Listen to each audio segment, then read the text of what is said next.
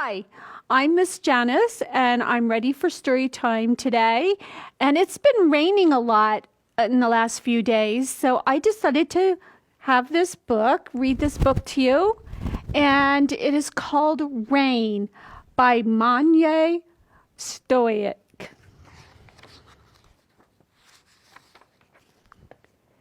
It was hot.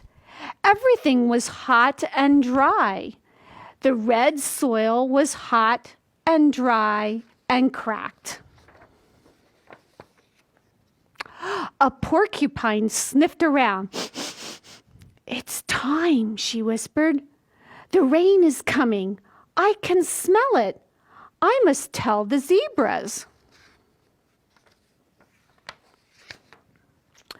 Lightning flashed. "The rain is coming," said the zebras. "Porcupine can smell it. We can see it. We must tell the baboons." Thunder boomed. "The rain is coming," cried the baboons. "Porcupine can smell it. The zebras can see it. We can hear it. We must run and tell the rhino." A raindrop splashed. "The rain is here," said the rhino. Porcupine smelled it. The zebras saw it. The baboons heard it, and I felt it. I must tell the lion. The lion spoke in a deep purr. "Yes, the rain is here. I can smell it. I can see it. I can hear it. I can feel it." And he sighed. "I can taste it." It rained, and it rained, and it rained. I'm going to stop here for a minute, and I'm going to teach you how to make some rain with your hands. The first thing I want you to do is put your hands together, and we're going to rub them together like this. And you might hear a little swoosh, like the rain is starting. And now you're going to go like this and make the pitter-patter. That's hard to do. Maybe you might have to have an adult do that pitter-patter part. And the last part is we're going to hit our hands on our legs to make it really rain.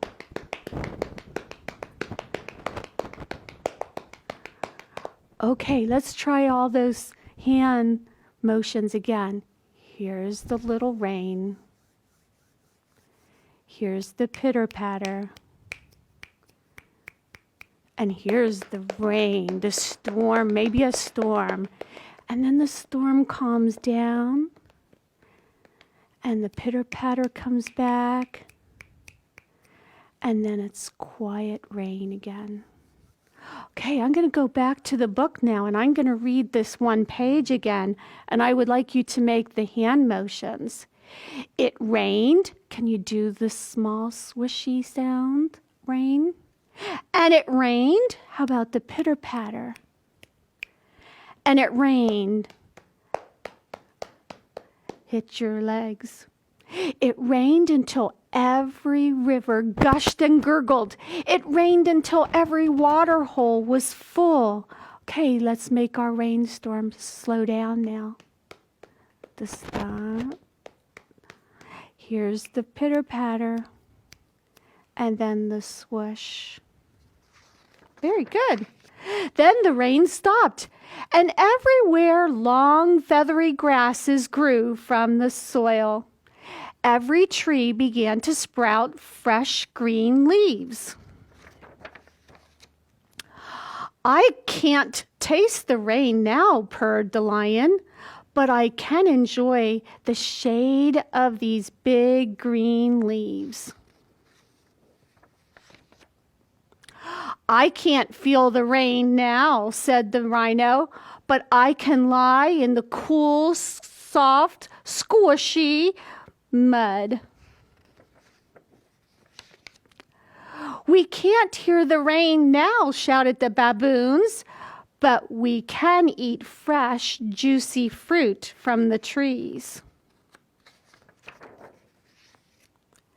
"We can't see the rain now," said the zebras, "but we can have a refreshing drink from the water hole." "I can't smell the rain now," whispered the porcupine, "but I know that it will come back again when it's time." The sun shone over the plain. It was hot. Everything was drying out. The red soil was hot and dry. A tiny crack suddenly appeared. What do you think is going to happen again? Well, I think the animals would be very happy if they could smell and see and hear and feel and taste the rain again to make everything very beautiful. Okay, thank you very much for joining me for this story. Hi, I'm going to show you how to make a rain stick. This is what it's going to look like after we're all done. I'm not going to complete everything, but I'm going to show you how to make it. First, you need a paper towel roll. And what I did was I took a piece of, this is called wax paper. And so I put that on here. And then I took some masking tape and wrapped it around this side, around all of the way around. And then the next thing you're going to do is you're going to add some rice. I have brown rice, but you can use white rice. And you just put maybe about a quarter of a cup in there. Okay, I put the rice in. And then we have to close this side off. So I'm going to put the wax paper up here. I should have 2 more hands, but I'll try my best here to get this on real quick. Okay, so you just wrap the masking tape around. And then the next thing is you're going to use aluminum foil. And you're going to lay it here and on the aluminum foil, and I'm going to roll it up.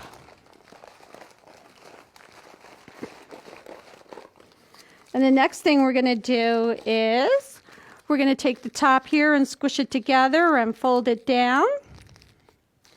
We're going to do the same thing on the other side, squish it together a little bit and fold it down. And the last part of it is you can take the masking tape again and use that and wrap it around, or you can use duct tape or any other sturdy tape. And after you're going to put it up here on the top, we're going to put tape around the top here and around the bottom here. And then you can put some tape in the middle and it'll look like this. And the tape will hold it shut so that the rice doesn't come out. So you can make a small shower, a nice breezy little small shower, or you can make a stormy rain. Okay, that's your rain stick. Okay, in our story, it rained a lot in our story. And if it rains outside and it slowly stops and there's just a few drops left and the sun comes out, we have something very special sometimes that will show up in the sky. And it is a rainbow. And the rainbow has 7 different colors. And here's an easy way to remember the 7 different colors. Roy G. Biv. Oh, that sounds like a man's name, but let me show you what that means. Red, orange, yellow, green, blue, indigo, and violet. So here's our sun, and there's just a few raindrops yet in the sky coming down. And when that happens and the sun comes out, It bends the light and it forms a rainbow in the sky. Well, I have some papers here, and here are the colors. It's red, Roy G. Biv, red, orange, yellow, green, blue, indigo, and purple. So those are our colors. I have an activity for you to do with that. You can go to catalogs or newspapers or magazines, and maybe you would like to cut some of those pictures out, and then you can put them on the paper. I did mine. It's called a collage. That means it's a lot of pictures put onto one sheet of paper. So here's my red. And then I did it for each color, so you can look at different places. Maybe you might even want to look at newspaper flyers or cartoon or the comic section of the newspaper. And you can do each color and find pictures for each one of them and paste it on a piece of paper. Or you could even draw pictures if you would like to. Think of things that are yellow or green or blue and put them on a blank piece of paper and draw them and color them with your crayons or markers. So that's one activity you can do. Another activity you might want to do is you might have a collection at home, and like a collection, you might have a bucket of crayons or a bucket of markers, or maybe you have pony beads, or maybe you have a collection of cars. You can put them into, sort them into buckets of colors, or just lay them out on the floor and put them in piles according to the colors. And maybe you can make a rainbow design with those collections. Another thing you might want to do, but you have to ask Mom about this one, is maybe you'd like to go into your closet and put your clothing into the rainbow order. You can put your clothing, all the reds together, all the orange together, your yellow shirts, your green ones, your blue and indigo and purple. So those are some options to do for the colors of the rainbow. Okay, I have some science experiments for you to try today. Something different. It's not an arts and craft, it's an experiment. And this is making your own rainbow. So if you're outside, you might have a garden hose outside.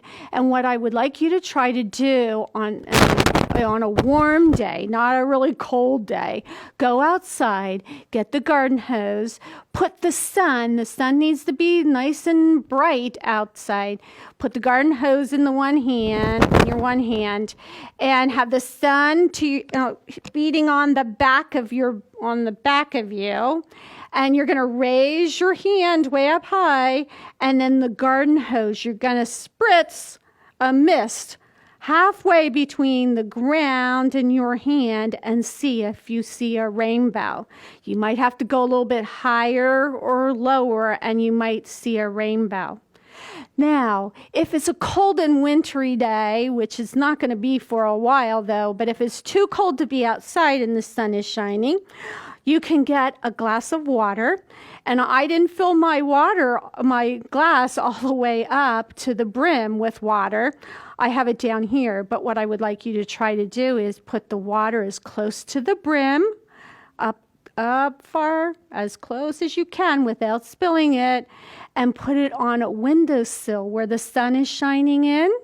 And if you do that, the sun will shine in on the water, and you put a piece of paper on the floor, and you might see a rainbow coming from the glass. And if that's not working, then I would like you to try something else.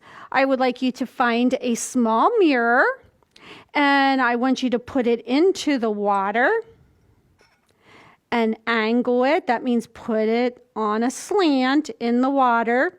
And again, you want the sun to come in at the mirror, and it will bounce off the mirror, and you might see a rainbow on your wall at home. So that's one of the experiments I would like you to try. You may have to adjust the mirror a little bit. You have to maybe angle it differently, but try and see if you can't make a rainbow. The other experiment that I have for you to try is called Rainbow Skittles.